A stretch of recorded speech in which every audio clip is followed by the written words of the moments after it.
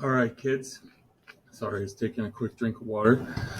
We're going to look at lesson 3 today, which is about winning independence. Okay. We're looking at people like John Paul Jones, Nathaniel Hale, Mary Ludwig Hayes, Macaulay, Tadeusz Kościuszko, Benedict Arnold, Nathaniel Greene, and Charles Cornwallis. Okay. Who are these people? Well, what did they do? All right. The first part here is talking about revolutionary heroes or civilians, which means people not in the military, like you and me right now. Some of you may become military individuals once you are 18 or older, but as of right now, you're not. And I've never been in the military, so I'm civilian. Nathaniel Hale, or Nathan Hale, was a teacher, all right, who served as an American spy. He was one of George Washington's spies. All right. Remember, to spy means to get information without being known. And we also had John Paul Jones, who was an American Navy commander. All right. And remember, this time, the American Navy is very, very little. Few ships. It really isn't even considered a Navy at this point. Mary Ludwig Hayes Macaulay was the nickname of Molly Pitcher, which she would take water, all right, to the troops during battle or in military hospitals and so forth. All right, and then we had Tadeusz, Kościuszko, all right, from Poland, and served in the military Continental Army. And actually, he was known to design the plans for West Point. All right, West Point's still there today, very, very prestigious military school. All right, in New York. All right, and it's part of the United States Military Academy. If we take a look at the next page, all right, if you take a look at the map here, you're able to see the major battles of the Revolution, and they're all marked here. American colonies are in green. We see the British, all right, in this, I guess, pinkish, peachish colored on the map, and then the Spanish, okay? So really the war was moving. At this time, all right, the war was starting to move south, all right? Why do you think the war moved to the south? Well, the British knew that loyalists, remember, people who were loyal to the king, supported the king and crown, that a lot of loyalists were in the southern colonies. All right, so they started to move the war toward the south.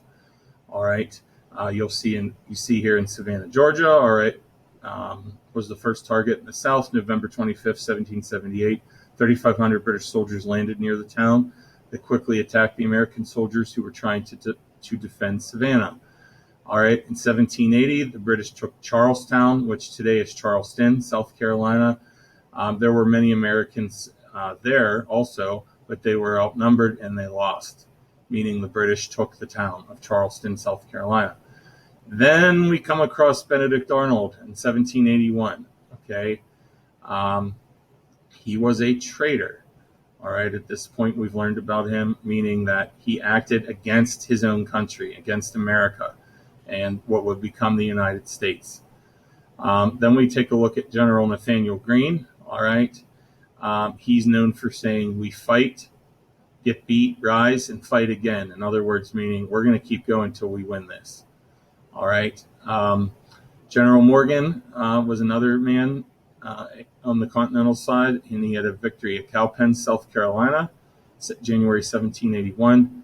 And then the British pushed in North Carolina. They battled the troops at the Guilford Courthouse, North Carolina, 1781 in March. All right, British held the field. They were really weakened.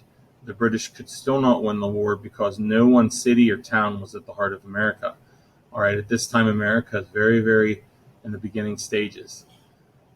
And here you can see the Battle of Cowpens. All right, it was a victory for the Americans for sure.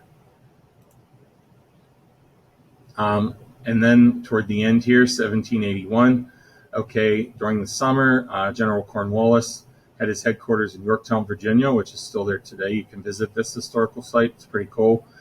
The British were cornered in Yorktown.